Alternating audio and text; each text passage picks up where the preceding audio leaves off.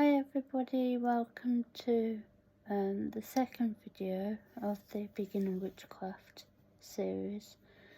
So in this video I'll be talking about the history of witchcraft, but also not last video but the video before, I did say that I was going to be talking about my spiritual journey, so I'll be talking about that first and then going into the history of witchcraft.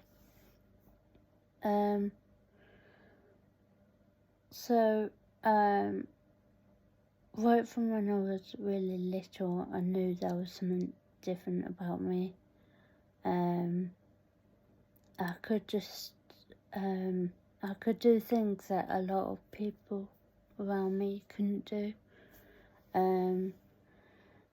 Because of that, I felt kind of isolated and alone, and I didn't feel weird, but I just felt different,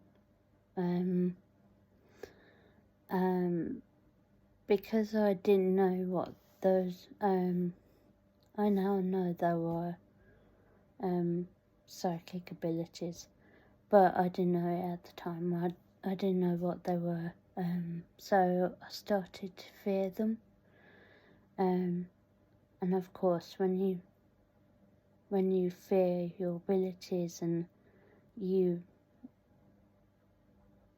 kind of then consciously stop using them, even though you don't know what they are, but you stop yourself because you get so scared. So those abilities for me went dormant. The abilities were just like, I could sense energy so well. So even if somebody, say for instance, if somebody felt really low and depressed and sad, but they put on a really happy brave face and said, yeah, I'm fine, I knew that they weren't fine. I knew how they really felt. I could read energy so well. I also knew when things were gonna happen as well. And I didn't have any exterior evidence, but yeah. So just one example, I told Mum that somebody was at the door, and she was like, no, there isn't. And I was like, yeah, there is. There's somebody just come into the door, and she was like, she went to the window and she looked out, and she was like, no, that's not. I said, honestly, there's somebody coming. And a minute or two later, a member of my family would come to the door. So stuff like that. I also dreamt of things happening as well, before they did. But yeah, like I said, I then became scared of them because I didn't quite fully know what was going on. I started to fear those abilities, and they became dormant. By the way, there are a few people on the internet who actually say that once they go dormant, you can't get them back. That's not true. You can. You definitely can. All it takes is practice, but you can get them back. You definitely can. But it wasn't until my 20s, I think I was 27 actually, so 5 years ago. Yeah, I think it was 5 years ago. I joined a Facebook group. One of my colleagues, she's quite spiritual, or she was, and she started a Facebook group, and she said, "Do you want to be a part of it?" And I said, "Yeah, I'd love to." I joined it, and honestly, as soon as I did, everything just made sense. Like, everything made sense. And I felt so at home in the group, I really did, because I was connecting with people that were just like me. I thought, wow, there are so many people out in this world who do actually have the same abilities as me, who are actually like me. And it felt so nice, because I actually felt a bit kind of lonely. I was isolated, I did feel really isolated. But yeah, it was nice to meet people who were like me. It was really nice. So yeah, that's just a bit about my spiritual background. I mean, obviously I'll be going into more detail in future videos, but yeah. Okay, now I'm going to be talking about the history of witchcraft, and also the different places that you can go that were rich in witch history. So yeah. I forgot to also say that I'm still improving my abilities. I don't think there's a certain time that you're an absolute expert at everything.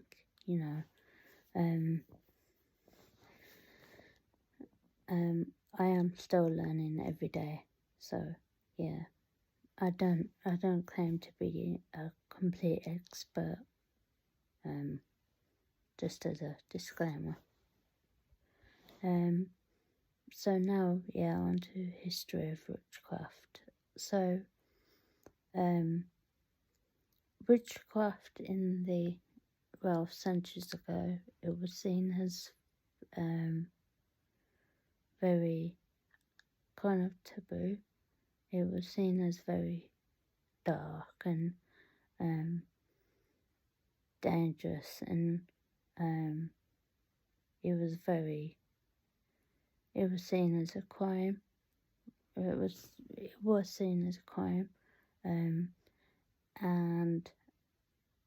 in between the 15th and 17th century, that's when the witch hunts were taking place.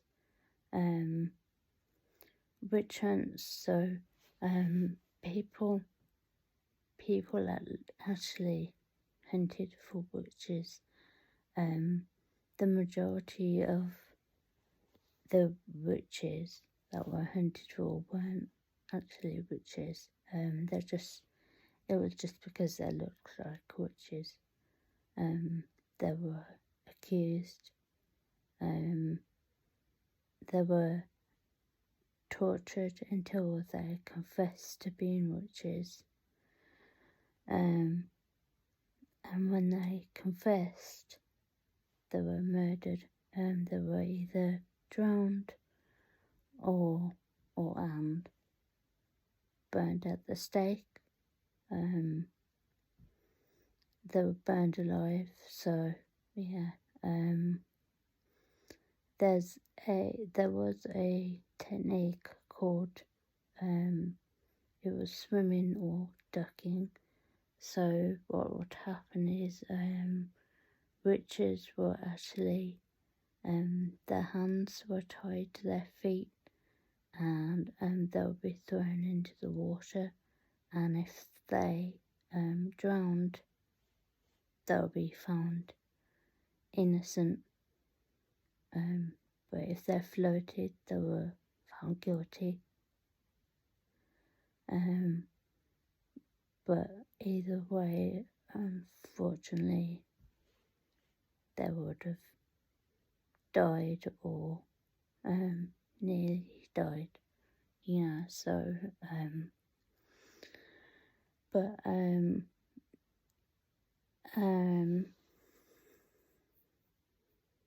sorry about that. So there was a guy called Matthew Hopkins in 1645. He was responsible for around 60 witches, 60 to 70 witches being killed. The witches were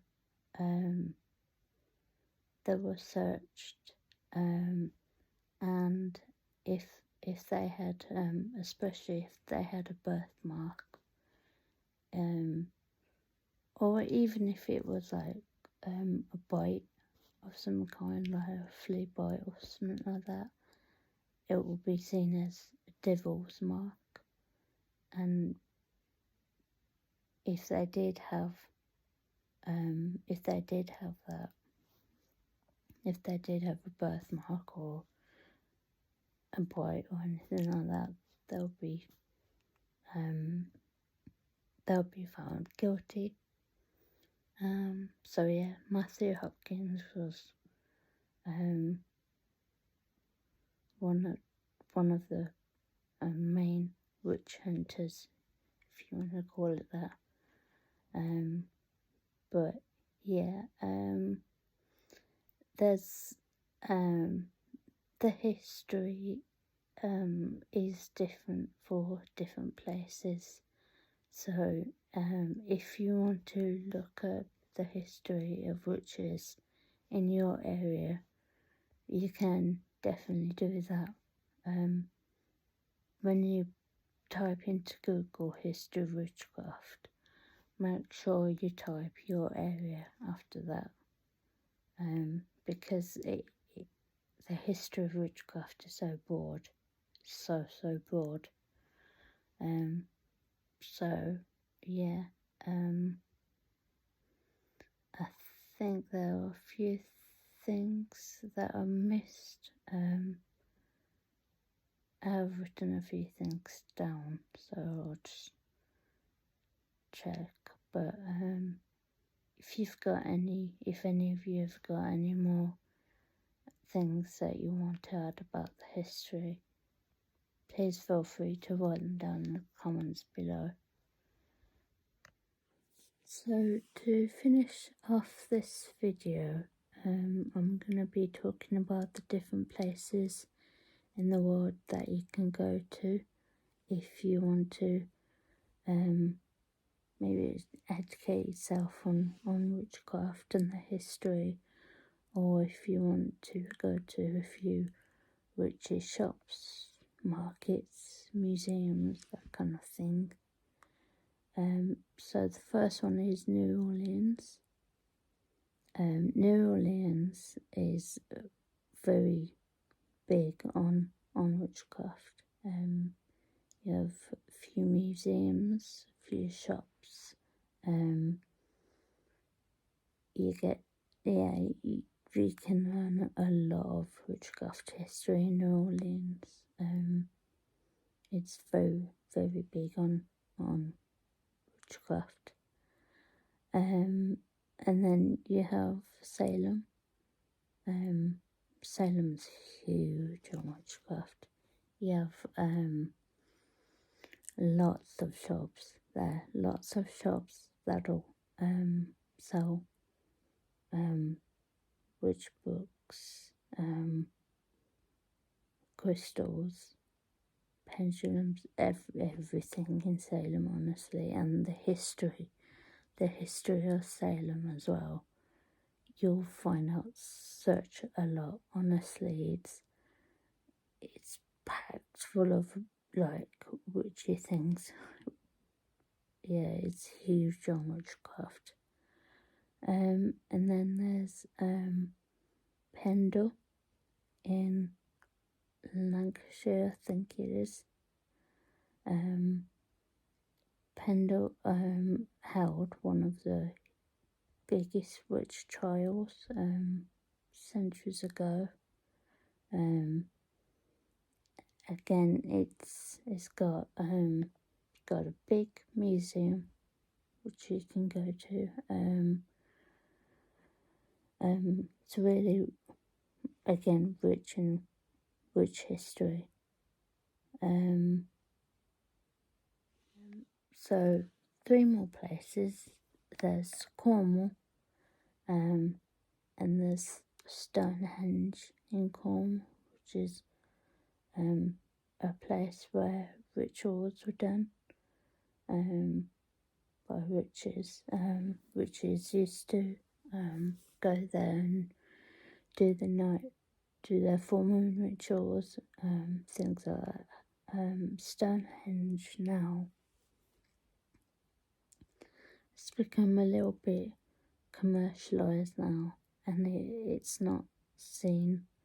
The witchcraft history has kind of tarnished a little bit now, which is a bit sad. But yeah, it was originally known for witches going there and doing their rituals and meetups with their covens, and so yeah.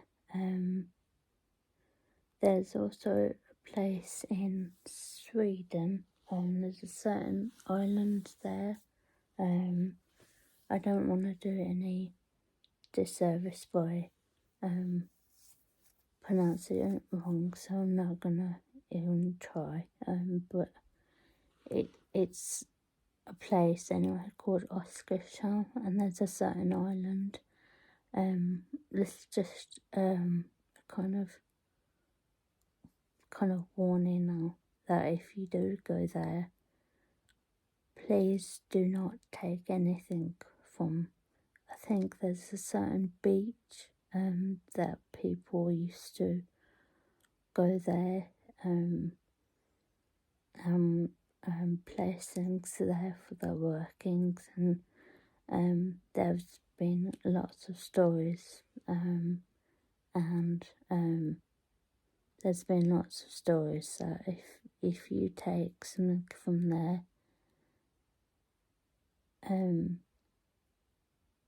you'll get bad luck. And I know that sounds a load of codswallop, but it isn't. It really isn't. Honestly, like, if you pick up anything from that beach, that energy, honestly, you'll pick up on that energy, and please don't pick up anything from that beach and take it home with you, because you're just gonna, that energy is gonna haunt you. So please don't. Please, honestly, listen to this warning. Please don't, because it's dangerous. It really is. You get such negative energies and negative entities. You don't know what entities you're actually inviting into your home.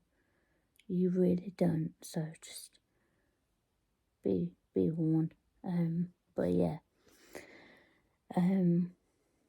And then the last one is,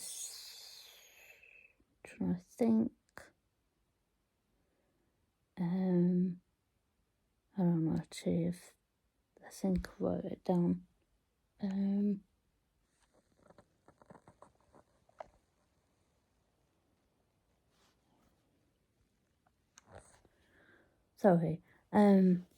East Anglia.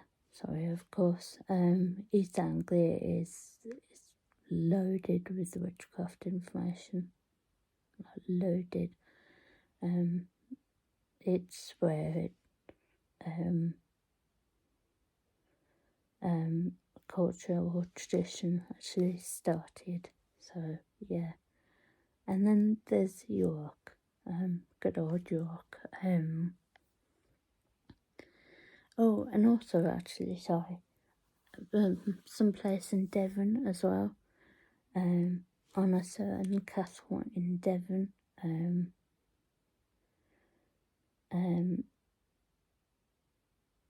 There's a memorial plaque on the wall. It was actually where the last few women were murdered. The last few witches of the in the 17th century, I think they were murdered, and a memorial plaque is on a wall of the castle. You can go there and visit it. They've also got a similar thing in York. There's a kind of heart plaque on a building. Around there is where a witch was burned alive, and she tried to escape, but unfortunately they ended up tracking her down and killing her. And her plaque is on the building of where she was actually tracked down and killed. So yeah. That was the history of witchcraft video. Hope you enjoyed it. Sorry it was a bit all over the place.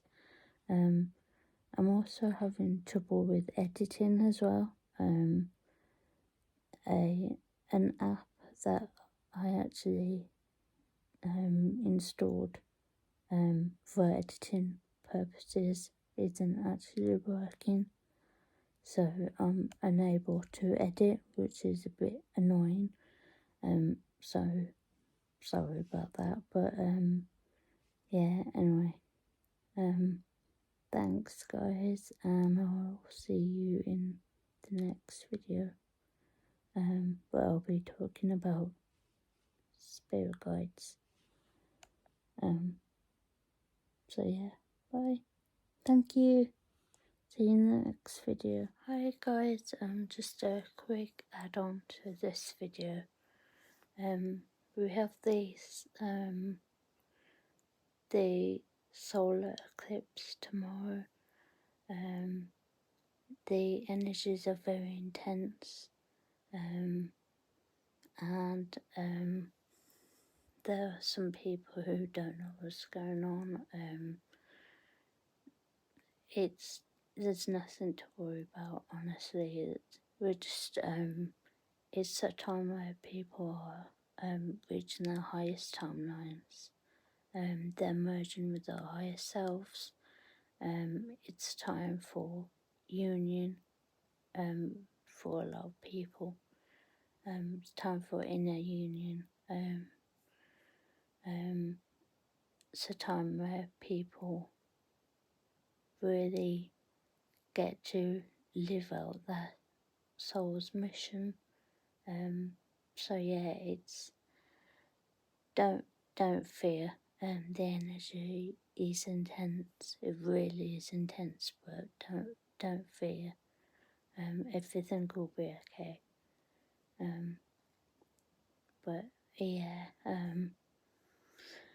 Happy solar eclipse, everybody. If you want to, comment down below how you feel about it.